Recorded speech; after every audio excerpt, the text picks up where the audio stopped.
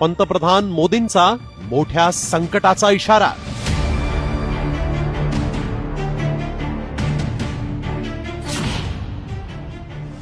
कोट्यावधी लोक गरिबीच्या खाईत जाणार।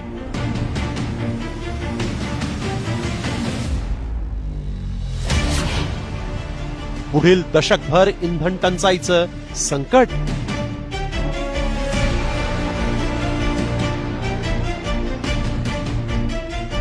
आखातातील युद्ध संपल्यात जमा असलं तरी जगावरचं इंधन संकट टाळण्याऐवजी दिवसेंदिवस अधिकच गडद होत चाललाय। कारण इराण अमेरिकेनं एकमेकांना शह देण्यासाठी होर्मुझचा जलमार्ग वेठीला धरलाय। जागतिक बाजारपेठेत कच्च्या तेलाचे दर गगनाला भिडलेत आणि यामुळेच पंतप्रधान मोदींनी नेदरलँड दौऱ्यात बोलताना इंधनाच्या बाबतीत गंभीर इशारा दिलाय। अगर ये स्थितियां तेजी से नहीं बदली गई